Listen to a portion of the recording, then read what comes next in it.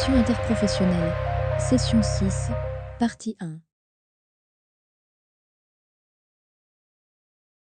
Dans cette session-ci, on va parler de l'accueil des personnes les plus vulnérables, on va parler d'un outil e-santé, on va pouvoir parler aussi du programme d'hospitalisation à domicile. Et donc on va commencer maintenant avec Léa Dibiagi, qui vous présente, qui est doctorante en santé publique à l'Université Libre de Bruxelles. Elle travaille aussi au sein du Centre de recherche Approche sociale de la santé sur les questions relatives aux collaborations interprofessionnelles et plus particulièrement pour les personnes vulnérables, les plus vulnérables. Et donc elle travaille particulièrement sur les questions de représentation sociale de la vulnérabilité et ses impacts sur les communautés pratiques. Voilà, je laisse la parole. Bonsoir à tout le monde et félicitations d'avoir tenu jusque-là, parce qu'il est quand même 18h, on a commencé il y a quelques temps, donc bravo à vous déjà. Donc aujourd'hui, ce soir, on va parler du coup de... vous m'entendez bien dans le coup? Ouais, je peux parler plus fort? Ok. Donc on va parler en fait de la question de l'accueil. L'accueil pratiqué au sein de cette fameuse ligne 05, donc l'accueil des publics en fait les plus vulnérables. Et donc voilà, pour présenter un peu cette recherche, donc je vais juste globaliser assez succinctement dans quelle recherche elle se place, en fait comment est-ce qu'elle s'articule avec ce qu'on fait au sein du WP4 collaboration interprofessionnelle. Après on va aborder cette question de qu'est-ce que c'est que la ligne 05, parce que finalement c'est pas nécessairement un concept, en tout cas que tout le monde, tout un chacun maîtrise, donc on va vraiment l'aborder assez rapidement. L'année passée, pour ceux qui étaient là, j'avais fait une présentation, en tout cas, sur les spécificités en fait, que les professionnels relevaient de ces publics les plus vulnérables. Et donc, en fait, l'objet de cette présentation, si l'année passée, c'était de montrer comment est-ce que les stratégies de maintien du lien s'adaptaient à ces spécificités, cette année, ce sera de montrer comment, en fait, est-ce que cette fonction d'accueil qui est pratiquée par les professionnels de la ligne 05, elle s'adapte aux spécificités des publics. J'ai un peu déjà abordé du coup cette diapositive-là, mais donc voilà, c'était dans un premier temps ma grosse recherche, c'est de montrer quelles stratégies sont mises en place par les professionnels en fait pour s'adapter au public avec lesquels ils travaillent, et donc aujourd'hui plus particulièrement sur cette fonction d'accueil. Pour réaliser cette recherche, c'est une recherche commune au WP4. On a réalisé des entretiens semi-dirigés, on a aussi mis en place une analyse de documents qui étaient issus soit de la littérature grise, soit en fait des documents de fonctionnement des structures dans lesquelles les professionnels interrogés travaillent. Donc cette ligne 05, finalement, qu'est-ce que c'est? Donc dans le plan de santé bruxellois, on peut retrouver une définition assez consistante de cette ligne 05. Et donc, elle est qualifiée comme étant en fait un ensemble d'acteurs qui œuvrent en fait en soins de santé primaire. Et c'est finalement ces publics qui sont touchés par cette ligne 05, ce sont des usagers qui n'ont pas nécessairement accès aux soins, donc il y a des difficultés d'accessibilité. Les professionnels de cette ligne 05 mettent en place une approche multidisciplinaire, donc il y a une diversité d'acteurs qui y travaillent, une diversité de domaines, donc on touche à la santé, à tout ce qui est social, psychologique, parfois même aussi juridique, donc vraiment une grande diversité d'acteurs. Cette ligne 05, elle est flexible parce qu'en fait, en tout cas moi je l'interprète comme ça, flexible dans le sens où elle s'adapte. Elle s'adapte non seulement au contexte dans lequel elle évolue, mais aussi aux spécificités de ces publics qu'on va aborder un peu plus tard. Et elle est proactive parce qu'en fait, à défaut d'attendre que les usagers fassent appel à elle, elle va vers les usagers. Donc elle se déplace à la fois dans les milieux de vie et en fait les services qu'elle propose, les accompagnements qu'elle propose se déplacent avec les professionnels dans les milieux de vie des usagers. Elle accueille évidemment avec des conditions d'accès qui sont non discriminantes, et donc on entend par là non discriminantes à la fois en termes de mode de structuration des publics, mais aussi en termes par exemple de conditions administratives qui ne sont pas nécessairement remplies, en tout cas nécessaires pour accéder au système classique de santé. L'objectif de cette ligne 05, c'est en fait à terme de réintégrer les patients, réintégrer l'usager en fait au sein du système classique de santé. Donc en fait, elle est un peu cette porte ouverte entre, on va dire, le trottoir où se situe l'usager, en tout cas a priori, ça c'est les mots des professionnels, c'est cette porte finalement qu'il y a entre le trottoir et la première ligne. Et sans cette ligne 05, en fait, cette porte, elle peut être fermée dans cette accessibilité pour ces usagers vers le système classique de santé. Les professionnels la définissent aussi comme étant, mais ça on l'a dit, multidisciplinaire, donc vraiment pas uniquement centré médical. Il faut sortir de cette approche. Il y a évidemment une approche médicale qui est évidemment très présente. On parle des soins de santé primaire, mais il y a aussi tout cet accompagnement en fait, qui voit un sens plus large dans les services, dans l'accompagnement qui est proposé. Ce qui qualifie aussi cette ligne 05, c'est qu'elle est quand même assez récente en fait, dans en tout cas la conception du système de santé, si on l'intègre dedans en Belgique. Et donc en fait cette ligne 05 pour l'instant ne trouve pas sa place, pas plus sa place mais pas sa place. Alors on a essayé en fait, comment dire, en fait cette place, cette absence de trouver sa place, elle est révélée en fait aussi par les modes de financement de ces structures qui sont multiples et la diversité en fait des publics qu'elle couvre fait que finalement on ne sait pas où la placer et donc voilà, certains professionnels marquent l'intérêt en tout cas qu'il pourrait y avoir de la classer dans le cadre d'un accompagnement de maladies chroniques.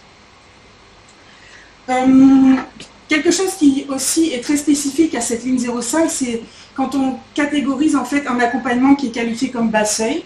Et cet accompagnement bas seuil, il est en partie représenté par deux éléments. Donc cette inconditionnalité de l'offre, donc ça fait écho un peu à ce que j'ai évoqué tout à l'heure en vous parlant de l'absence de conditions administratives particulières ou même de comportements en tout cas par rapport aux services de santé qui sont spécifiques et qu'on retrouve finalement dans la façon dont s'organise le système classique.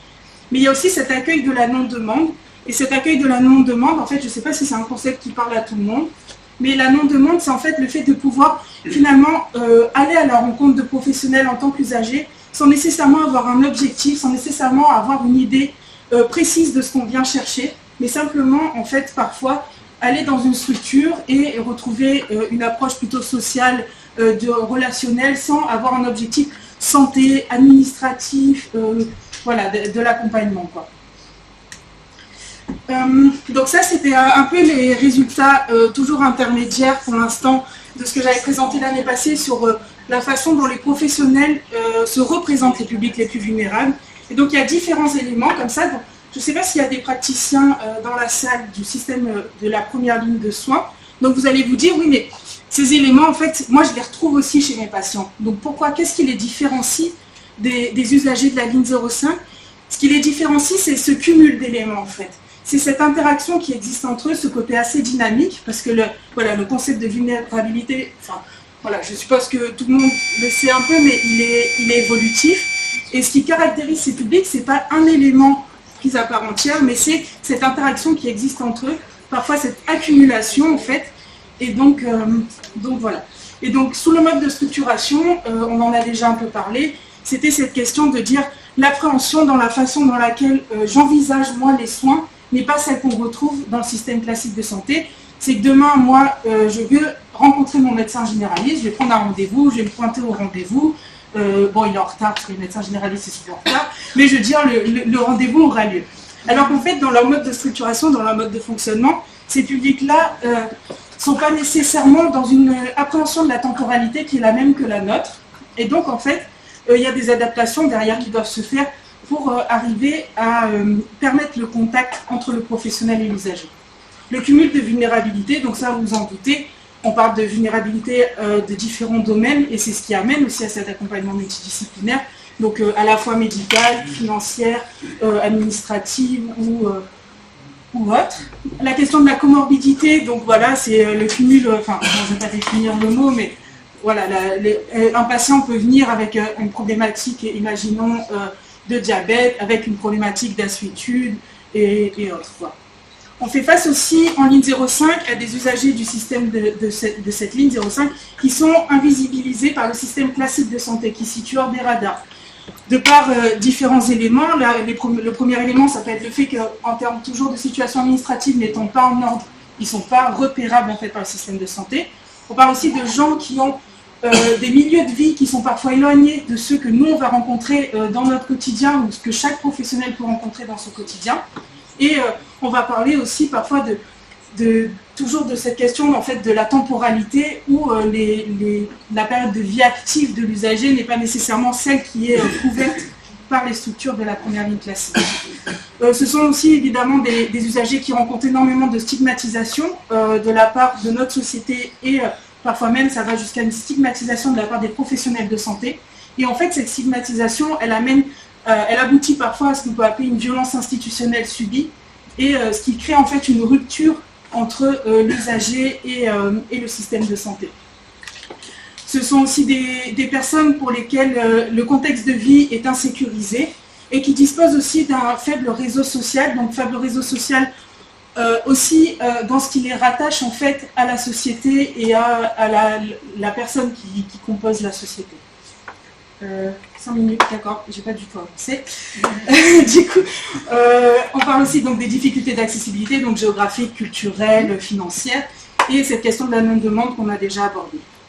Et donc l'objectif de cette fonction, de cette recherche, c'était de comprendre en fait cette fonction d'accueil, qui sont les professionnels qui sont impliqués dans la fonction d'accueil, quels sont ses objectifs, comment est-ce qu'elle se met en place, mais surtout en fait comment est-ce qu'elle répond aux spécificités du coup de ces publics, en quoi elle s'adapte au public.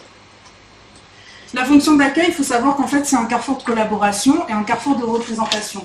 À la fois un carrefour de collaboration parce que c'est un endroit, c'est une fonction au sein de laquelle l'usager va travailler en collaboration avec le professionnel ou le professionnel en collaboration avec l'usager.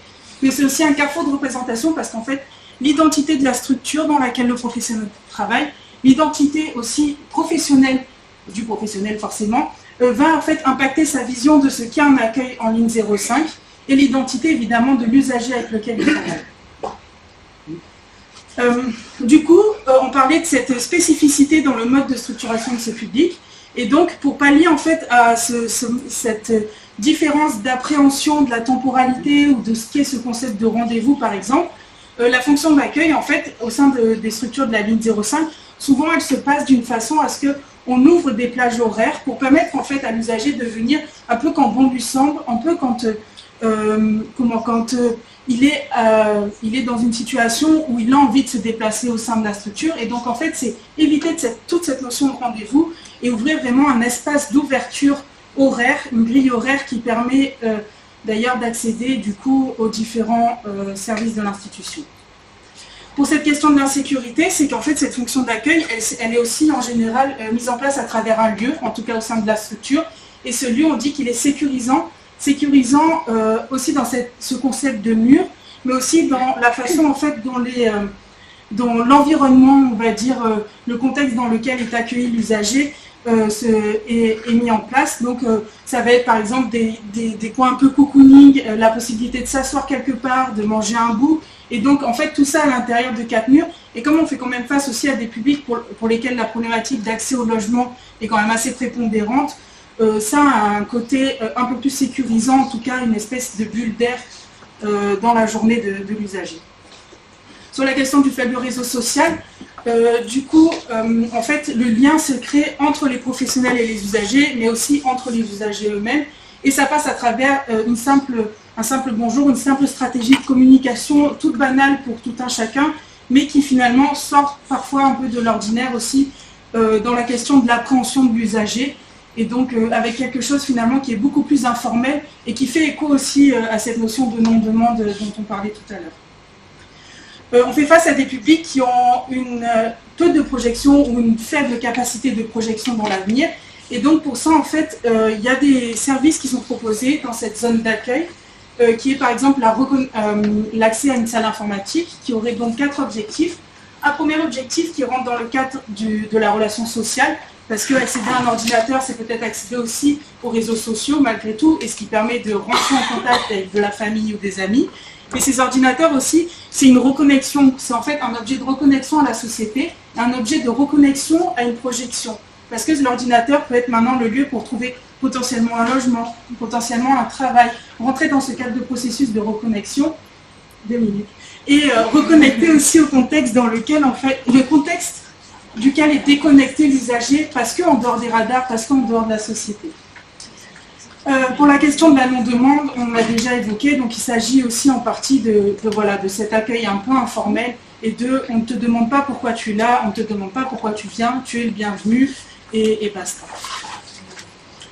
Et enfin, pour finir, donc il me reste 2 jabs, donc normalement ça devrait aller, pour la question des violences institutionnelles et l'invisibilité, le côté hors des radars de ces publics, en fait, là j'ai beaucoup parlé jusqu'à présent de l'accueil qui se fait au sein des murs de l'institution, mais cet accueil, notamment dans ce concept d'outreach, en fait, il se déplace aussi sur les milieux de vie des usagers, Et en fait, en se déplaçant en dehors du cadre institutionnel, des murs institutionnels, on efface un peu cette représentation de la violence, du traumatisme qui a pu être subi.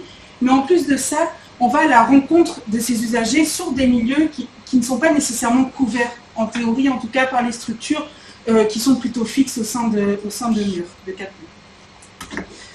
Pour la conclusion, du coup, c'était de dire que finalement la fonction 0,5, tant dans ces stratégies de maintien de lien, pour faire écho à ce que j'ai pu dire l'année passée, mais dans la façon dont l'accueil se met en place, cette fonction d'accueil, on sent qu'elle s'adapte aux spécificités de ce public. Et en fait, c'est quelque chose qui va favoriser le lien, favoriser le contact entre les professionnels de la ligne 05 et les usagers.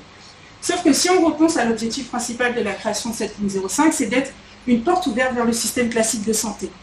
Et donc la question qu'on peut se poser, c'est de savoir, est-ce que cette hyper-adaptation, finalement, spécificité, est-ce qu'elle est un frein à la réorientation des patients ou est-ce qu'elle a un levier finalement à cette ouverture de porte pour un accès au système classique de santé? Et j'ai fini.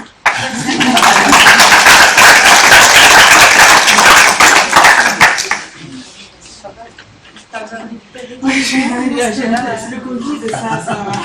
Du coup, on respire moins bien et tout. C'est ça, j'ai difficile. Voilà. Est-ce que vous avez des questions à poser là-dessus?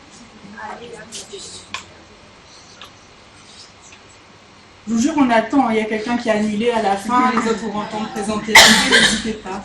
Oui. Si personne n'en a, j'en ai une. Mais vous avez déjà sur le bout.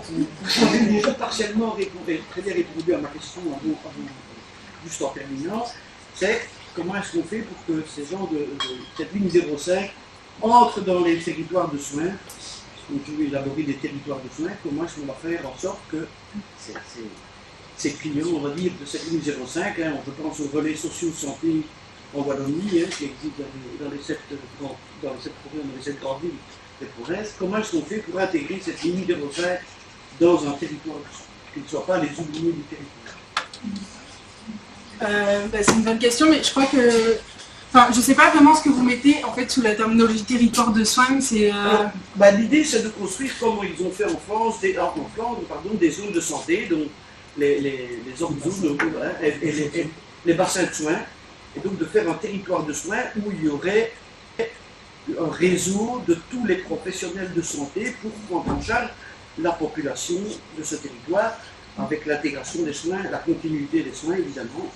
Donc comment faire pour que ces gens, mais vous avez partiellement répondu en disant est-ce que c'est un frein ou est-ce que c'est un facilitateur de la réintégration des gens dans le système de santé. Donc territoire de soins, c'est un ensemble, c'est une zone de population où tous les professionnels de la santé travaillent tous ensemble pour leur population. Mais je crois que, dans le comment, il y a déjà cette question en fait de la définition. La ligne 05 est assez récente et elle doit trouver sa place, je pense déjà dans un premier temps. Il y a, en tout cas sur Bruxelles, que je connais finalement un peu mieux que la Wallonie, il y a un réseau ligne 05 qui est assez dense et assez avec des flux qui partent vraiment un peu dans, qui sont assez denses aussi finalement d'échanges et de collaboration. C'est vrai qu'en termes de collaboration entre la ligne 05 et la première ligne actuellement, en tout cas du constat à l'heure actuelle de ma recherche, c'est qu'il n'y a évidemment pas énormément de liens. Maintenant, on peut penser à des structures qui sont un peu intermédiaires et qui pourraient faire ce glissement finalement, les maisons médicales par exemple, qui travaillent finalement avec un mode de structuration qui est en lien avec ce qu'on peut retrouver plus généralement dans la première ligne de santé, mais aussi avec des petites adaptations. Ce serait peut-être des structures facilitatrices de ce glissement. Mais je pense qu'il y a aussi une question juste de représentation, déjà de comprendre ce que fait cette ligne 05, où est sa place, où elle se situe par rapport au système de santé ou dans le système de santé. Rien que travailler sur les représentations pourrait déjà être un point de départ, quoi. Merci beaucoup. Encore une question? Mais est-ce que c'est pas aussi quelque chose qui se fait au niveau du quartier? Parce qu'au final, à Bruxelles, par exemple, les maisons de quartier, des choses comme ça, elles sont vraiment très ancrées dans cette ligne 05, je pense, et tous des publics très vulnérables, etc. Même si c'est vrai que là, c'est pas forcément des acteurs de la santé, c'est beaucoup plus le volet social santé, entre guillemets, mais ne sais pas si vous voyez au niveau d'un quartier aussi justement c'est des publics qui sont très volatiles quelque part et quand la problématique des sans-abri, vous savez souvent ouais, ça a une question de l'appréhension de géographie. Ouais, en fait, ouais, c'est toujours pareil, c'est que allez, ça va dépendre évidemment du contexte. En fait, là, si on parle de Bruxelles, la question d'un quartier, même en termes de réseau, elle est très dense, donc c'est vrai qu'a priori, ça pourrait potentiellement s'appréhender comme ça. Et si on part sur un territoire wallon, une partie de la Wallonie, où le territoire est plus large, ouais, je crois que ça dépend du contexte justement dans lequel ça se place. Mais c'est vrai qu'en fonction des spécificités des publics, en fait, particuliers en tout cas, pour lesquels les structures sont financées, ouais, l'échelle en tout cas locale semblait, enfin en tout cas à mon sens, un peu montrer des limites en tout cas parce que la diversité d'acteurs n'est pas nécessairement présente à l'échelle locale, quoi. Merci beaucoup.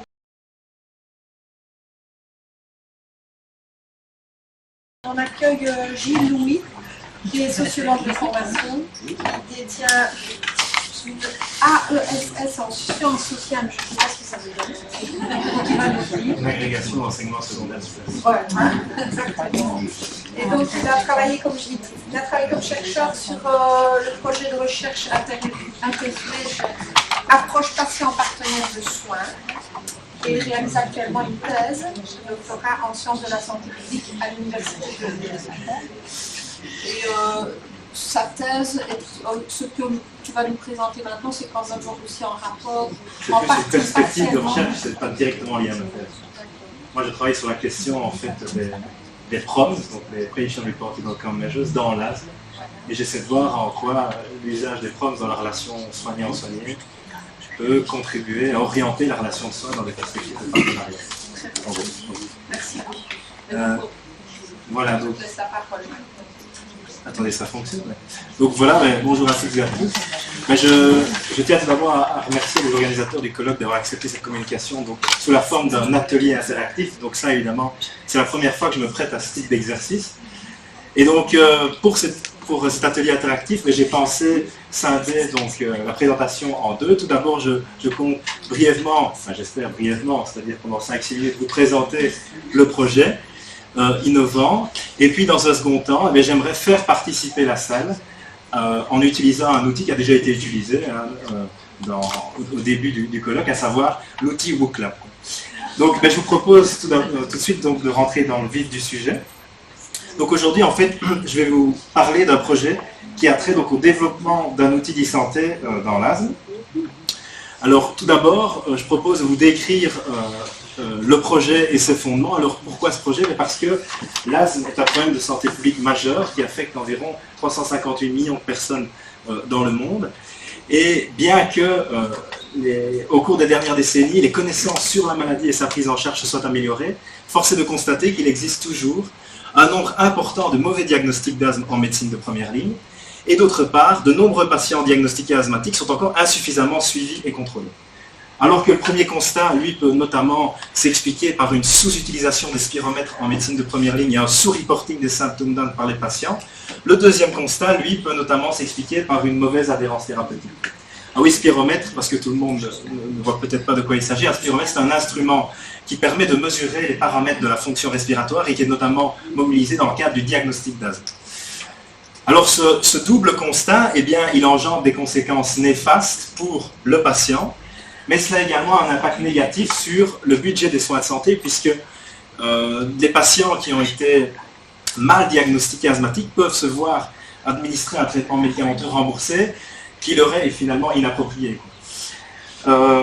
Récemment, la Commission européenne a considéré les outils d'e-santé basés sur les résultats de santé rapportés par le patient comme un moyen justement de faire face aux difficultés dont je viens de vous parler, en contribuant à axer davantage les soins sur le patient, tout en favorisant le passage à une approche préventive et en accroissant l'efficience du système.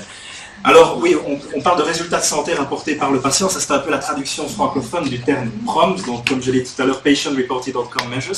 Mais c'est quoi les PROMS? En fait, c'est des instruments de mesure, plus souvent des questionnaires, à partir duquel il est demandé au patient de rapporter toute une série d'informations sur la manière dont il perçoit son état de santé, sa symptomatologie, sa qualité de vie liée à la santé, voire sa satisfaction du traitement. Et donc nous avons pensé en fait à développer un outil d'e-santé dans l'asthme qui est basé sur les PROMS et qui soit au service d'une part d'un dépistage thématique précoce de la maladie et d'autre part d'une amélioration du suivi et de la gestion de la maladie. Alors l'outil attendu prend la forme d'une application mobile utilisée par les patients et centrée sur le reporting de symptômes par le patient. Et donc cette application comporte deux volets. Le premier volet est lui composé principalement donc, de deux parties. La première partie consiste en un questionnaire sur la fréquence des 5 principaux symptômes d'asthme qui sont en fait mesurés à partir d'échelles visuelles analogiques. Et la deuxième partie de ce premier volet permet en fait l'encodage donc, de valeurs spirométriques, c'est-à-dire les paramètres de la fonction respiratoire. Le deuxième volet, lui, est exclusivement composé de prompts, donc c'est-à-dire de questionnaires, ici en l'occurrence qui visent à mesurer l'intensité des symptômes d'asthme et l'impact des symptômes pris individuellement et collectivement sur la réalisation d'activités. Et alors, il y a également dans ce volet-là un questionnaire sur l'état de santé général du patient. Alors, quelles sont les étapes principales du projet? Eh bien, avant son utilisation en pratique clinique et son implémentation en pratique clinique, l'idée serait donc de réaliser 2 études de validation, une pour chaque volet de l'application. Pour le premier volet dépistage, l'étude de validation donc, se déroulerait en médecine de première ligne auprès de patients qui se plaignent de symptômes respiratoires chroniques. Et là, l'objectif de l'étude, ce serait de déterminer les seuils, c'est-à-dire les cut-offs, des échelles visuologiques qui mesurent donc la fréquence des symptômes, combinée à une mesure unique des paramètres de la fonction respiratoire, mais qui permettent, quels sont les seuils qui permettent de discriminer les patients suspectés d'asthme de ceux qui ne sont pas suspectés d'asthme. Et la deuxième étude de validation, elle se déroulerait donc en médecine de deuxième ligne, et elle viserait à déterminer de nouveau les seuils, les cut-offs, donc des échelles physiologiques qui mesurent l'intensité des symptômes et leur impact sur la réalisation d'activités, qui permettent donc de catégoriser le contrôle de l'asthme. Donc l'idée, ce serait de créer 3 catégories, donc les patients mal contrôlés, partiellement contrôlés et bien contrôlés. Et à l'issue des études de validation, une fois que l'outil sera disponible pour la pratique clinique, l'idée c'est d'associer à chacune des catégories des messages informatifs qui permettent aux patients de maintenir, voire d'améliorer son niveau de contrôle. Et si le score généré par les questionnaires est critique, il y aura même cette possibilité de permettre aux patients d'entrer en contact avec un professionnel de santé. Alors en ce qui concerne les résultats attendus du projet, l'idée c'est donc de développer un outil numérique validé scientifiquement, simple d'utilisation et non invasif, qui contribue donc à renforcer l'autogestion du patient et qui est au service du partenariat de soins. Et l'idée c'est que l'outil doit aussi être envisagé pour favoriser l'interaction avec le médecin généraliste et spécialiste du patient dans un esprit de continuité entre la première et la deuxième ligne, et ce, via en fait un transfert instantané des informations rapportées par le patient dans l'application vers une interface visualisable par le professionnel de santé. Et là, on pourrait imaginer que les données rentrées dans l'application soient disponibles sur le dossier de santé partagé. Donc, via le réseau de santé wallon, les différents professionnels de santé pourraient suivre les informations rapportées donc, par le patient. Alors maintenant, j'aimerais en fait donc, vous faire participer et j'aimerais qu'on réfléchisse ensemble aux principaux facteurs, donc ça peut être des freins et des leviers, qui sont susceptibles d'influencer l'implémentation de l'outil en pratique clinique. Et j'aimerais qu'on réfléchisse à des facteurs de 3 ordres. Tout d'abord, des facteurs qui sont liés donc, aux caractéristiques du patient, ensuite des facteurs qui sont liés aux caractéristiques du professionnel de santé, et enfin des facteurs qui sont liés aux caractéristiques de l'organisation du système de santé. Alors pour ces 3 premières questions, il s'agit donc de questions fermées, c'est-à-dire qu'il y a des modalités de réponse qui vous sont proposées, y compris la modalité de réponse autre. Et puis ce petit questionnaire au club se termine donc par une question plus ouverte. Et ce que je propose, c'est qu'ensemble on réfléchisse par rapport aux réponses que vous donnerez aux principaux facteurs, à voir si c'est des freins et comment les lever, si c'est des leviers, comment les mobiliser, voilà. Donc je vous invite à vous connecter, ou alors, attendez, je vais afficher, normalement ça va marcher, non parce que ce n'est pas ceci, je vais sur celui-ci, voilà. Donc vous pouvez scanner le QR code, ou alors vous connecter sur le lien, je ne sais pas si... Alors,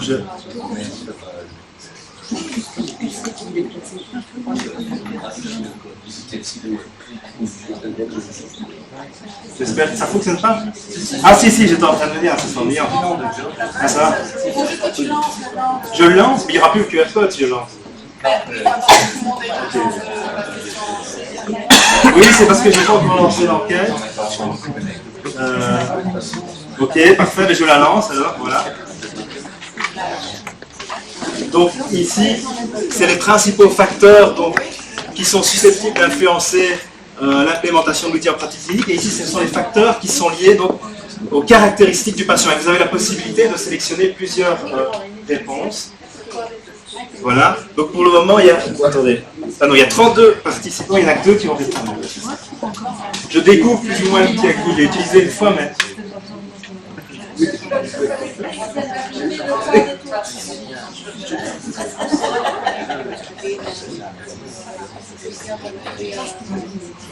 Alors, on va attendre que tout le monde réponde, de toute façon on a le temps.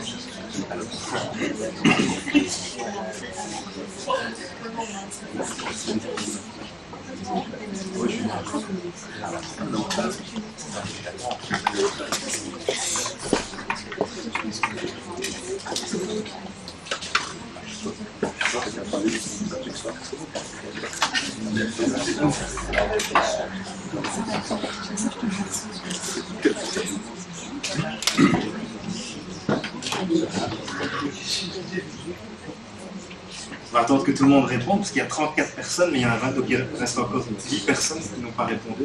Sinon, on peut déjà discuter des premiers résultats.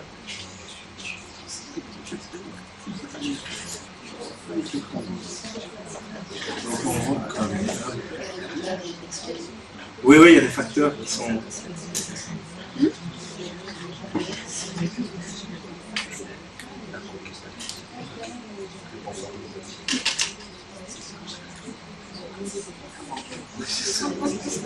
Donc ici, en tout cas pour le moment, on arrive tout doucement au bout, on voit que c'est la capacité du patient à maîtriser l'outil informatique qui est reconnu comme étant un des facteurs principaux susceptibles d'influencer l'implémentation de l'outil. Et est-ce que dans la salle, vous... Parce qu'ici c'est vu du coup comme un frein, hein, j'imagine. Est-ce que vous pouvez éventuellement me dire comment on pourrait éventuellement lever ce frein? Est-ce que vous avez des idées? Ou dans la salle, les médecins généralistes, les médecins spécialistes, s'il y en a qui utilisent des outils de STIM avec le corps patient? Bon, ça, je m'attendais à ce type de réaction, c'est-à-dire Moi, je vois deux choses directement. Un, la simplicité de ouais. l'application. Ouais. C'est ça, un peu plus, ouais. Ce sera facile à adopter. Et deux, tout ce qui peut être mis comme dispositif pour augmenter les capacités des patients à interagir avec les outils. Et à quel dispositif en particulier pensez-vous pour ces applications-ci, si c'est une application mobile, c'est surtout la capacité à utiliser plus qu'un ordinateur. Ouais. Ok. Ben voilà. Est-ce qu'il y en a d'autres qui veulent réagir par rapport aux résultats? Je ne suis pas un médecin, je ne sais pas quoi que ce soit, mais quand même, je me pose la question, je me dis, mais il y a un aspect presque secret aussi. Est-ce que ça peut utiliser quand tu es une checklist ou est-ce que je ne préfère pas exactement aller voir mon médecin ou une autre personne? Oui. Donc, ces dimensions-là, je trouve qu'il est aussi important à prendre en compte. Est-ce que je veux aller vers ce type d'interaction avec mon médecin ou un autre type de prestataire? Mais alors ici, c'est un outil qui ne remplace en aucun cas l'interaction. C'est un outil qui vise à permettre au patient de mieux gérer sa maladie. Mais évidemment, l'interaction avec les professionnels de santé reste fondamentale. Néanmoins, ces outils peuvent pointer des éléments qui sont importants, par exemple, aux yeux du patient, et que le professionnel de santé n'aborderait pas forcément dans le cadre de la consultation. Donc, il faut que vous pouvez... Oui, en fait, mais c'est parce que ce que Jean-Marc me dit, moi je pense que bon, ce type d'application est intéressant dans l'objectif, mais en fait, même la perspective des soignants par rapport à la recherche d'améliorer la gestion Je veux dire, je prends un autre exemple que l'asthme, un diabète de type 2. On va faire tout focus sur le contrôle de l'hémoglobine glycée avec un objectif, une mesure de ce qu'est l'hémoglobine glycée, où est-ce qu'on en est. En soi, le focus dans le suivi des patients qui ont un diabète de type 2 pourrait être plutôt ciblé sur quelle est la capacité de mon patient à gérer sa situation de santé et des indicateurs par rapport à ça. Et ça, les professionnels, pour l'instant, sont encore très forts orientés, résultats presque intermédiaires.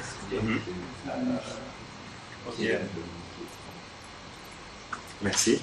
Il y avait encore une autre réaction. Oui, ok, parce qu'il y a d'autres questions. C'est juste le temps, juste pour avoir une idée. C'était court. Je me disais aussi que peut-être que les patients ils pourraient percevoir cet outil comme quelque chose de contrôlant. Ouais. Et que ça pourrait peut-être être un frein à l'utilisation et aux informations qui rentrent dans l'application. Oui, c'est vrai. C'est clair, maintenant, il faut savoir que dans cette application-là, il y a aussi l'idée qu'on avait prévu que cette application respecte notamment le RGPD et tout ce type de normes qui en partie répondent du coup à votre question. Mais l'idée... Par rapport aux professionnels de soins. Ah, par rapport aux professionnels de santé, pardon, je pensais par rapport aux patients. Oui, non, mais que le patient perçoive le prestataire de soins comme un contrôle. Un contrôleur et pas comme quelqu'un qui l'accompagne dans sa santé. C'est ça, oui. Oui, c'est une façon de voir les choses. Maintenant, Une possibilité. Oui, bien sûr, oui. Maintenant, le patient est libre ou non de remplir l'application, enfin, de compléter les questionnaires au quotidien, etc. Donc, s'il ne veut pas être contrôlé, il n'a qu'à... Enfin, s'il ne veut pas, selon votre dire, être contrôlé, il est libre de ne pas répondre au questionnaire. Ça doit être accompagné d'une interaction, oui. d'un dialogue, d'un discours, d'une bienveillance, etc. Oui, c'est ça, oui, bien sûr. Oui, il y a oui, bien sûr. Oui. Donc ce n'est pas uniquement l'application, il y a quand même... Non, parce que l'idée, c'est entourant. Pour revenir là-dessus, ça c'est important, il y a plein d'applications de santé qui sont disponibles maintenant sur les marchés, soit Google Store, Apple Store, et qui n'ont pas forcément été validées scientifiquement, et donc ils peuvent être téléchargés par n'importe qui, et qui peuvent créer même de l'anxiété chez les personnes qui téléchargent ces applications et qui se voient, par exemple, je pense à des applications qui permettent de déterminer le risque d'avoir un cancer. Et si une personne tombe sur ce type d'application, complète le questionnaire, hop, se voit, hop, j'ai un risque d'avoir le cancer. Ici, nous, on a pensé une chose, c'est qu'il y a deux volets dans l'application. Le patient ne peut pas accéder au deuxième volet, suivi gestion de la maladie, s'il n'a pas été suspecté d'asthme selon le premier volet. Et dans le premier volet, il y a certes un questionnaire, des preuves, mais il y a aussi des paramètres cliniques objectifs qui nécessitent que le patient aille voir un médecin.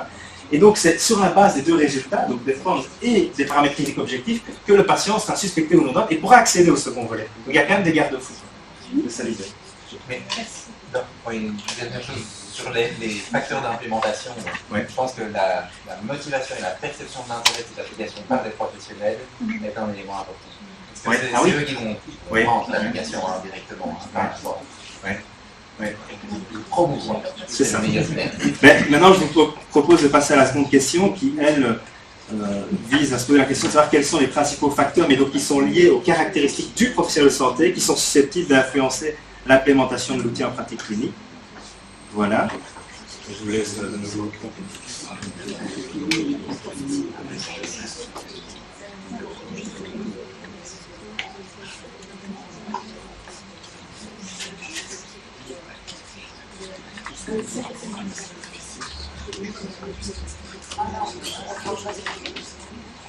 Il n'y a qu'une seule réponse possible.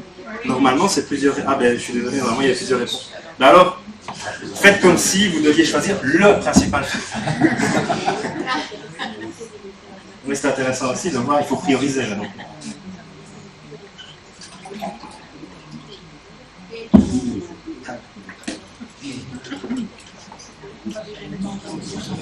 Le temps, oui.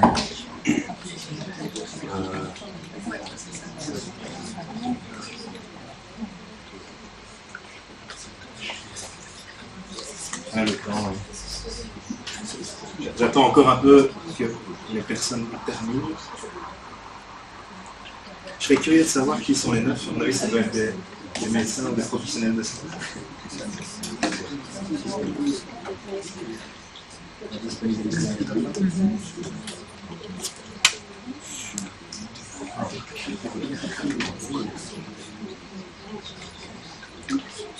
Ben voilà, enfin, les autres ont encore terminé, mais on voit quand même qu'il y a un facteur qui ressort principalement, le temps.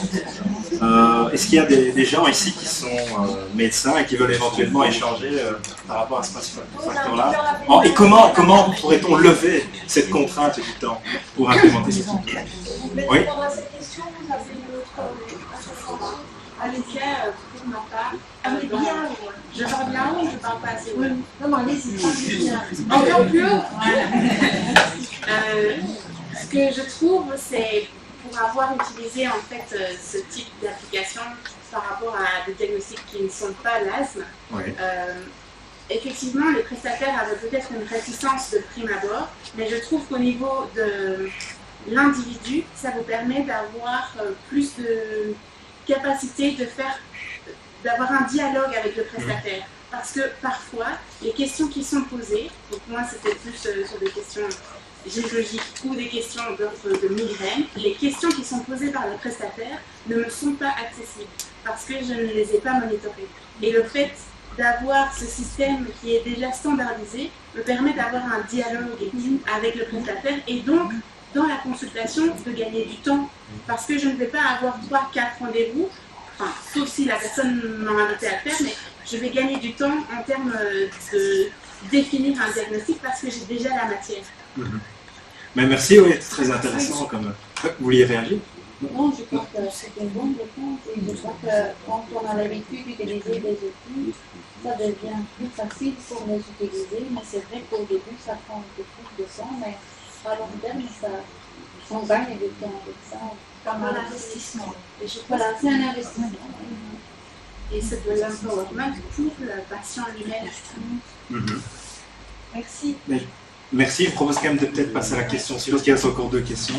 Donc maintenant, c'est quels sont donc les principaux facteurs qui sont liés donc à l'organisation du système de santé, qui sont susceptibles donc d'influencer l'implémentation de l'outil en pratique clinique?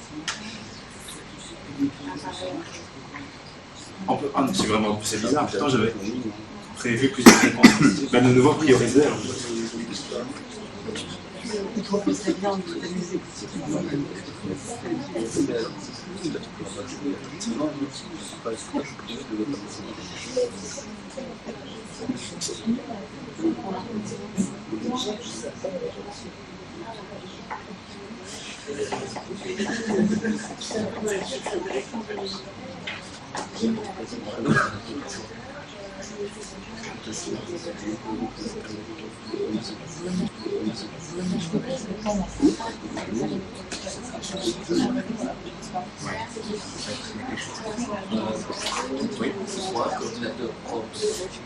Alors, mais ça c'est plutôt en médecine de deuxième ligne. Est-ce que vous voyez ce qu'est un coordinateur de qualité et de sécurité des soins dans les hôpitaux? Ce serait l'équivalent, mais pour les proms, si vous voulez. Mais ça, c'est quelqu'un qui est en contact avec le patient, c'est juste l'organisation. Oui, qui coordonne un peu l'implémentation des formes dans un service. Parce qu'il y a 2 volets dans l'outil. Il y a le premier dépistage qui est plutôt destiné à la médecine de première ligne, mais après, s'il s'agit de patients asthmatiques sévères, c'est plutôt en médecine de deuxième ligne. Donc oui, voilà, on voit que le facteur qui ressort le plus, c'est l'intégration des données de l'outil dans le dossier de santé partagé, donc avec le réseau de santé wallon. Est-ce qu'une des personnes qui a répondu ce facteur-là veut éventuellement réagir? Peut s'exprimer oralement par rapport à ce point? Est-ce qu'on passe Oui, de toute façon, j'ai déjà dépassé. à la question, est-ce qu'on arrête là? Mais non, moi je ne sais pas si quelqu'un veut éventuellement. C'est un métier difficile d'être modérateur. Ça fait un peu speed dating. Hein, Vraiment, et je m'excuse auprès de toi parce que ça doit être technique. Non, pas de souci. On va quand même prendre encore 1 minute pour ta dernière question. Ouais. Ici, c'est une question ouverte. Et là, de toute façon, même si on n'a pas l'occasion d'échanger, toutes les réponses que vous donnerez seront vraiment très utiles pour nourrir le travail par la suite. Donc, voilà, ici, c'est donc quels sont les principaux points d'attention dont il faut tenir compte pour intégrer l'usage d'un outil d'e-santé fondé sur les prompts dans une approche de partenariat soin.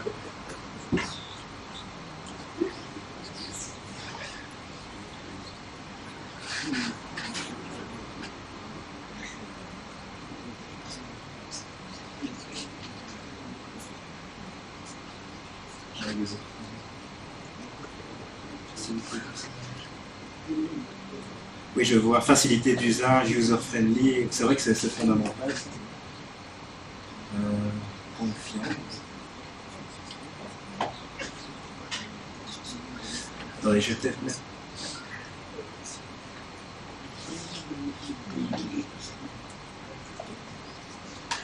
Voilà, il y a pléthore de réponses, évidemment, donc il faut un petit temps pour digérer l'ensemble des choses. Mais en tout cas, quoi qu'il en soit, mais si je n'ai pas le temps d'échanger avec vous, les réponses apportées nous seront vraiment très utiles. Est-ce qu'il y a une chose qui te parle plus particulièrement dans ce qui vient d'être... La communication, confiance, rapidité d'utilisation, facilité d'utilisation, user-friendly, on voit que ça a l'air d'être un élément fondamental, ça, pour implémenter, oui, exactement, la praticabilité de l'outil. On est vraiment dans cette idée de praticabilité pour lui donner une chance. Voilà, oui. Et voilà, oui, ben voilà, je vous remercie en tout cas d'avoir participé à cet atelier interactif.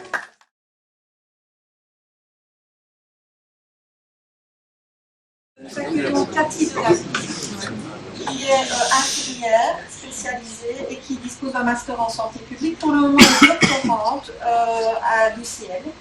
Et elle fait plein d'autres choses, je ne vais pas tout dire maintenant, mais bon, voilà. Et donc, en fait, elle travaille plus particulièrement sur l'hospitalisation à domicile. Et donc, c'est de ça dont elle va vous parler maintenant. Merci. Merci. Bonjour à toutes et à tous. Donc, je vais vous parler des programmes d'hospitalisation à domicile. Donc, la communication au centre des préoccupations des professionnels de la première ligne et hospitalière. Ça va, vous m'entendez bien? Ok, parfait. Alors, le plan, je vais le passer, parce que vous verrez bien de toute façon au fur et à mesure des dia. Alors, donc en fait, je vais parler donc, du contexte général de l'hospitalisation à domicile.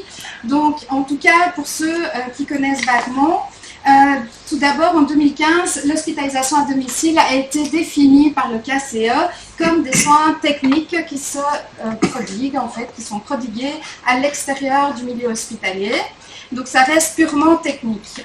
Toutefois, en tout cas auprès des stakeholders, auprès du réseau, auprès des gens qui travaillent vraiment dans l'hospitalisation à domicile, cette définition est très réductrice et ne prend pas en compte justement la prise en charge du patient tant au niveau pluridisciplinarité qu'au niveau justement des soins et tout ce qui s'accompagne autour du patient.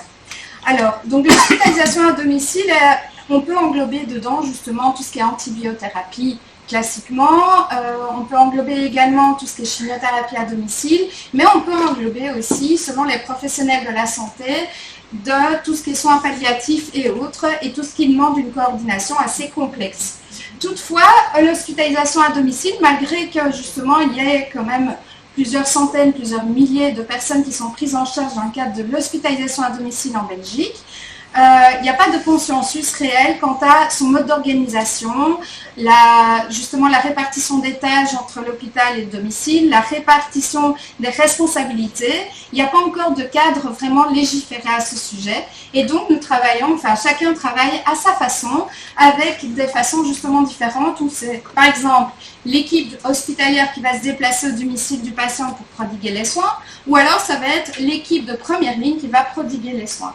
Donc, on n'a vraiment pas de consensus à ce sujet. Et donc, voilà pourquoi je me suis attardée justement sur cet objectif global de ma recherche, en l'occurrence, d'essayer de comprendre, de proposer une explication pour qui, dans quel contexte, pourquoi et comment fonctionne l'hospitalisation à domicile. Alors, je ne vais pas rentrer dans les détails par rapport à mon processus de recherche que vous voyez en haut à droite. Voilà, je le passe, c'est pour ça qu'il est en tout petit, c'est normal. Alors moi, en tout cas, je suis dans la phase 2 de ma recherche, donc en lien avec une phase d'approfondissement pour essayer de répondre à cet objectif global. Alors la phase d'approfondissement, elle vient après les premières phases qui se sont déroulées en parallèle, où justement, j'ai développé tout un réseau, un échantillonnage de 26 personnes qui travaillent réellement dans l'hospitalisation à domicile. Donc, avec des fonctions différentes, avec des disciplines différentes. Dedans, nous pouvons citer des coordinateurs hospitaliers, des coordinateurs d'hospitalisation à domicile, mais plus en lien avec le domicile. Il y avait aussi des médecins généralistes, des kinés, des orthothérapeutes, des des diététiciens, etc. Donc il y a vraiment tout type, et de même qu'il y a plusieurs fonctions, parce que j'avais non seulement des prestataires de soins vraiment de la première ligne, mais également des responsables d'équipe ou des responsables encore plus hauts de structures qui dispensent des soins. Alors avec eux, justement, j'ai organisé des brain meetings, donc ce sont des brainstorming en ligne. Donc grâce à un outil, nous avons interagi pour essayer de récupérer le maximum d'éléments afin de répondre à cet objectif global. Ce qu'il en ressort essentiellement, c'est l'importance de la collaboration interprofessionnelle et interorganisationnelle, et plus particulièrement la communication entre les structures de première ligne et également de deuxième ligne, dites hospitalières. Donc de ce fait, la communication est au centre des préoccupations des professionnels de la première ligne et hospitaliers. Et donc, l'importance aussi de définir les rôles respectifs de ces deux équipes en tout cas, et comment la personne est-elle impliquée dans ce partage de rôles respectifs. Alors, les résultats donc, de la phase 1, et là je vais l'aborder parce que c'est important de comprendre pour la suite de mon processus de recherche. Donc, d'une part, vous avez un programme d'hospitalisation à domicile. Alors, ça paraît très théorique comme ça, mais en tout cas, ce qui a été relevé, c'est qu'il faut du personnel qualifié. Donc, du personnel qualifié non seulement de l'aide, mais également du soin. Il faut bien sûr la formation continue qui soit accessible à ce personnel, parce qu'on sait très bien que les techniques évoluent, les procédures évoluent, et donc il faut se tenir à jour par rapport à tout ça. Les ressources qui sont mises à disposition, donc tant humaines que matérielles, bien sûr, pour une hospitalisation à domicile, antibiothérapie, mais il faudra peut-être un pied à perfusion, une pompe à perfusion, etc. Il faut aussi, évidemment, la disponibilité du matériel et des produits. Le problème aussi dans le cadre de l'hospitalisation à domicile, c'est que la plupart du matériel et des produits ne sont pas disponibles en officine publique, en pharmacie de ville, et donc il faut un accord, il faut une organisation avec le milieu hospitalier, ce qui n'est pas évident. Alors, de même qu'il faut un certain contexte, donc il faut que les informations soient accessibles, évidemment, soient pertinentes, soient actualisées, un dossier du patient qui soit mis à jour, sinon, effectivement, on ne peut pas bien exécuter l'hospitalisation à domicile. Et donc, dans le but vraiment de pouvoir améliorer la communication. Mais le problème, c'est que ces éléments-là ne suffisent pas. Et voilà pourquoi cette recherche s'inscrit là-dedans, parce que justement, il faut trouver les mécanismes, les éléments sous-jacents qui permettent vraiment d'améliorer cette communication. Donc, grâce au brainletting, on a pu mettre en avant les forces en présence, ou effectivement les freins, et donc on a pu remarquer que cette amélioration de la communication, elle nécessite notamment un certain empowerment du prestataire de soins. Donc empowerment, il a la capacité d'agir, il a la capacité d'aller chercher les informations dont il a besoin. Donc par exemple, l'antibiothérapie, ça va être quel est le schéma thérapeutique, quelle est la fréquence pour l'administration. De même que les chimiothérapies, quels sont les effets secondaires, les complications et ainsi de suite. Alors, de même que grâce à cet empowerment, à la capacité de trouver les informations dont il a besoin, il aura un sentiment de contrôle. Donc, il aura plus facile, effectivement, il aura un sentiment de compétence, parce qu'il faut pouvoir être compétent pour pouvoir filtrer les informations dont on reçoit et trouver les informations pertinentes et aller les chercher. Et donc, forcément, il faut aussi un certain esprit critique pour pouvoir trier les informations sur le volet et garder les informations qui nous intéressent pour réaliser vraiment des soins de qualité. Alors, il faut également une bonne connaissance de soi, une bonne conscience de soi, le self-awareness, parce qu'effectivement, voilà, il y a des personnes, c'est une petite anecdote qu'on m'avait citée, il y a des personnes de première ligne qui prennent en charge une hospitalisation à domicile et puis tout d'un coup, on leur dit, voilà, il y a un PICLAN, ah oui, pas de souci, je ne sais pas si vous connaissez le PICLAN, je vois des oui, je vois des non, j'en parle plus tard, mais c'est un nouveau cathéter qui existe maintenant à domicile, enfin qui est fortement utilisé à domicile. Et en fait, la personne, le prestataire de soins, quand il ouvre le pansement, il ne connaît pas ce cathéter. Donc, ça devient problématique. Alors, maintenant, il y a aussi le sentiment de sécurité. Donc, si on a accès à toutes ces informations, ça va nous procurer un sentiment de sécurité, d'efficacité. On va pouvoir s'adapter, mais également, on va pouvoir planifier le patient dans le cadre de sa tournée de soins, dans le cadre de son organisation, etc. Alors évidemment, tous ces éléments ne suffisent pas non plus pour pouvoir voir s'il y a une amélioration de la communication à un temps A par rapport à un temps B. Et donc, il faut des éléments plus tangibles qu'on peut mesurer. Donc, ça va être, par exemple, ça va être l'augmentation de la participation aux réunions, l'augmentation des échanges, des interactions entre les prestataires de soins, mais également et surtout avec le patient. Ça va être également, justement, l'augmentation de connexion, de dossiers partagés et autres. Le problème, c'est que, comme vous avez pu le constater, ça reste très théorique. Hein. Donc, je vous l'accorde. Maintenant, je suis dans une phase d'approfondissement où il faudra trouver des éléments plus concrets. C'est de ça dont on a besoin essentiellement. Et donc, effectivement, dans le cadre de cette phase d'approfondissement, ce qu'on a fait justement, ce que j'ai fait, c'est de sélectionner déjà dans le groupe, dans les 26 personnes qui participent au processus de recherche tout le long, c'est de sélectionner 4 profils différents, complètement différents. Dans ces 4 profils, vous avez une infirmière indépendante, donc, qui fait de l'hospitalisation à domicile. Vous avez un coordinateur hospitalier, une coordinatrice hospitalière, mais des régions complètement différentes. Et alors, vous avez dedans aussi une coordinatrice, mais plus du domicile, qui travaille dans une ASBL et qui coordonne justement tous ces soins-là. Alors, dans un premier temps, il y a eu plusieurs contacts. Puis, il y a eu un premier entretien en distanciel, donc on sait, un Covid, etc., on s'adapte. Et donc, un premier entretien individuel. Et donc là, on va demander justement à ces personnes-là, ces experts de l'hospitalisation à domicile, d'exposer un cas, un suivi d'un cas, qu'après, justement, j'ai analysé ce cas, et je leur ai proposé un deuxième entretien où j'ai présenté l'analyse en tant que telle. Et puis maintenant, je suis dans le cadre de l'analyse de données, mais ça, vous aurez la suite plus tard, peut-être à un prochain congrès. Mais en tout cas, donc, par rapport à ces deuxièmes entretiens dans lesquels je vais m'attarder, parce que, pour votre information, il y a des outils que j'ai utilisés qui pourront peut-être vous servir et qui, en tout cas, avec le feedback des participants, sont utiles actuellement et ils les utilisent justement parce qu'ils ont apprécié ces outils-là. Donc voilà, je fais un peu la publicité de ces outils.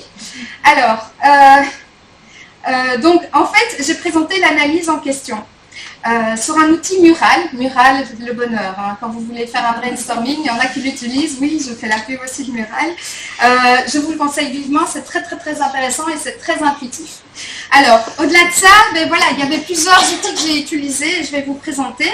Et donc avec la personne qui était interviewée, on a non seulement revisionner le cas en question, mais également, comme j'avais déjà préparé ces outils-là, on a modifié directement ces outils-là. Donc, ce mural qui permet aussi que l'autre personne puisse se connecter également, donc on interagissait via cet outil-là aussi en direct. Alors, le premier, c'était le schéma du processus de soins. Donc, le but ici, c'est le cas, ce qu'il se passe, de quelle manière. Donc, on l'a analysé de long en large. Et donc, comme vous pouvez le constater, on a séquencé donc, en plusieurs épisodes de soins. En bleu, vous avez l'hospitalisation du patient.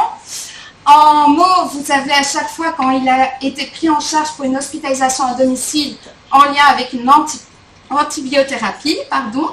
Et en vert, c'est une période de répit. Donc, il est souvent pris en charge, ce patient-là. Et donc, il y avait des petits problèmes. Et donc, on a analysé ensemble. Donc, c'est une pyélonéphrite aiguë à répétition parce qu'il est encore pris en charge par la même équipe.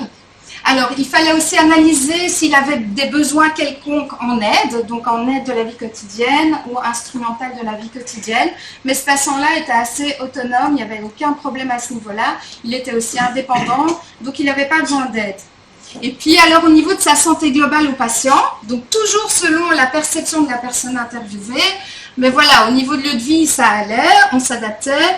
Ressources matérielles, il bénéficiait quand même des ressources grâce à l'hôpital qui lui fournissait ce dont il avait besoin pour les soins.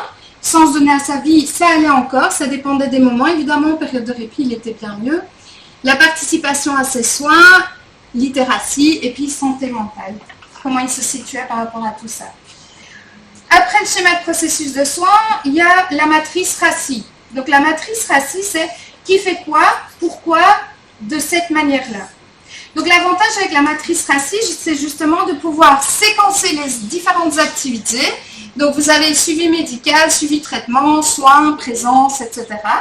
Donc on séquence les activités, mais ça permet également de voir un peu, de lever les ambiguïtés sur justement ce qui peut exister au niveau d'une organisation. Dans ce sens où on regarde clairement qui est responsable, qui fait les choses. Donc ça c'est le R. Accountable, donc qui est redevable, qui a des responsabilités légales par rapport à ces séquences d'activités, qui est consulté et qui devrait être informé. Donc non seulement vous avez cette vision verticale pour voir qui a le plus de tâches, qui a le plus de responsabilités de fonctions, mais aussi une vision horizontale de voir s'il n'y a pas un chevauchement éventuel par rapport à certaines données, certaines tâches. Et après, nous avons justement analysé les relations, donc comment les personnes se connectent entre elles.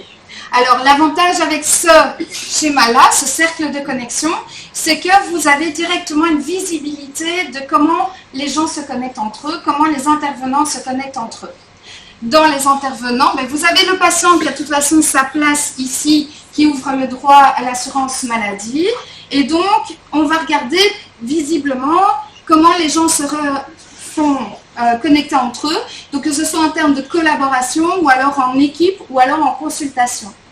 Et donc ça permet aussi de mettre en avant peut-être certaines lacunes entre des connexions entre certains prestataires de soins, ou au contraire de voir qu'effectivement il y a peut-être trop d'intervenants, et qu'il faudrait peut-être centraliser certaines données, ou sur une personne en particulier, parce qu'ici effectivement, quand on regarde les relations, c'était surtout justement l'équipe infirmière qui avait énormément de responsabilités et qui avait énormément de relations, mais du coup, ça repose sur plusieurs personnes, ce qui n'est pas toujours efficace. C'est ce que nous avons pu constater dans l'analyse du cas. Alors, grâce à ce visuel, avec la personne interviewée, on a réajusté ce visuel selon elle, et donc on a réajusté en un cercle de connexion qu'elle juge idéal. Donc on a rechangé un peu certains paramètres, et donc c'était comment les personnes devraient se connecter entre elles.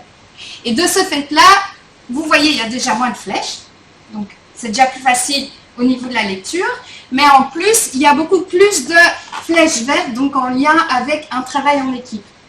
Donc idéalement, justement ce cas-là, il aurait pu être revu avec un véritable travail en équipe, dans le sens où ce serait, par exemple, intéressant qu'il y ait une meilleure communication, qu'il y ait peut-être des réunions entre les différents prestataires qui sont impliqués justement autour du patient, etc.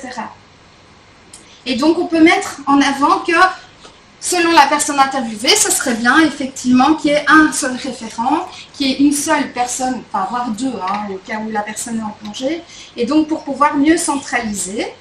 Alors, au-delà de ça, on parlait aussi du dossier partagé qui manque, je fais le lien un peu avec mon prédécesseur, Gilles. Dossier partagé parce qu'effectivement, il y a vraiment une lacune à ce niveau-là, il y a certaines informations qui n'étaient pas communiquées. Alors, au niveau en tout cas des informations qui n'étaient pas communiquées, donc pour ceux, j'en ai parlé tout à l'heure, du PICC-Line, donc vous avez la petite image là, donc c'est un cathéter tunnelisé qui permet d'administrer plusieurs produits en intraveineux et qui va jusqu'au niveau central. Je ne regarde pas ces détails, je vous dis juste, c'est un cathéter, Alors le problème avec ce genre de cathéter, c'est que c'est assez nouveau, donc ça ne fait pas longtemps qu'on le met sur le marché en Belgique. Et donc il y avait l'expérience justement du manque de communication, à savoir que normalement c'est l'équipe de première ligne, les infirmières, qui enlève les infirmiers, qui enlève ce cathéter à domicile, mais sur base d'une prescription médicale. Alors cette prescription médicale, elle est rarement prescrite, ça c'est le cas de le dire, et donc il y a souvent un défaut à ce niveau-là de communication.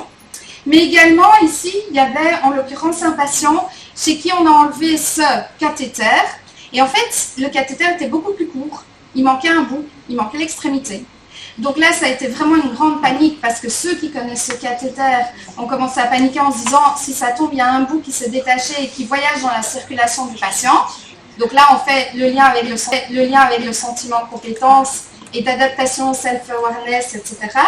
Et ce bout-là, ben, où est-ce qu'il est passé, justement? C'est mettre la vie du patient en danger. Et donc, ils l'ont envoyé directement aux urgences. Ah ben, après maintes et maintes recherches, on a trouvé une petite feuille volante qui n'avait pas encore été scannée dans le dossier informatisé. Dans cette petite feuille volante, c'était marqué que, de sa propre initiative, l'anesthésiste avait coupé un bout de ce cathéter. Exprès. Ah ben là, ça, un exemple parmi d'autres, où on aurait pu éviter justement cette perte d'énergie, donc où il y aurait eu une meilleure communication, on n'aurait pas eu tout ça et tout ce stress effectivement là derrière. Alors c'est un exemple parmi d'autres, j'en ai plein, mais je sais que je suis limitée au niveau du temps. Voilà. Donc, si vous voulez, je peux vous partager ça après, il n'y a aucun problème. Alors, donc effectivement, ici, j'ai repris la dia avec la personne interviewée, donc celle que je vous ai présenté tout à l'heure, et on a rajouté beaucoup plus d'éléments là-dessus, grâce à ce qui avait été dit précédemment, et donc on a des données beaucoup plus concrètes. Alors là, je vous laisse le suspense pour la prochaine fois, hein, donc voilà. Alors, en tout cas, il reste combien de temps? 1 minute? Oh, ça va. Donc, c'est bon. Et donc, par rapport aux outils que j'ai présentés, donc ces outils, je vous les conseille vivement, hein, je ne fais pas de la pub non plus, hein, mais ils étaient très pratiques. Et d'ailleurs, c'est Jean-Marc qui les présente aussi lors d'un MOOC. Et donc, vous avez vraiment cette schématisation du processus de soins, la matrice RACI qui permet vraiment visuellement aussi de voir les lacunes et les oublis éventuels. Et alors, ce cercle de connexion que j'affectionne particulièrement, j'avoue, parce qu'il est très visuel aussi, et qui permet justement de voir effectivement le problème, les lacunes, etc. Donc, par rapport à ces outils, je voulais un peu vous demander, est-ce que vous en avez déjà utilisé parmi ceux-là? Est-ce qu'il y en a qui ont déjà utilisé ça? RACI? Est-ce que...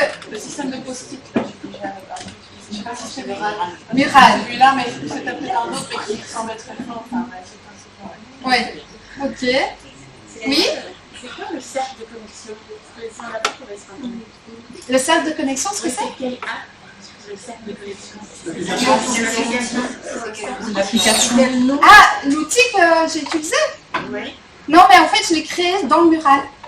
Donc, j'ai créé un cercle, j'ai fait des flèches, j'ai créé... Mais le cercle de connexion existe de manière théorique, c'est juste que je l'ai mis dans mon mural pour pouvoir le partager. Oui, tu peux y mettre. On ne dérange pas. On ne peut pas perturber que je donc, je ne sais pas si pour vous, ça pourrait éventuellement vous être utile par la suite. En tout cas, voilà, moi, des feedbacks que j'ai eus de ceux que j'ai interrogés, ils l'utilisent maintenant. J'ai dû partager justement mon mural pour qu'ils puissent l'utiliser dans le cadre de leur organisation et de réajuster certaines fonctions, certaines responsabilités, certaines tâches, parce qu'effectivement, il y avait des lacunes. Donc, en tout cas, moi, je suis disponible si jamais vous avez des questions, si vous, dans mes dias, en tout cas, que vous aurez par la suite, il y a les coordonnées, et c'est avec plaisir qu'on pourra échanger éventuellement sur ces outils.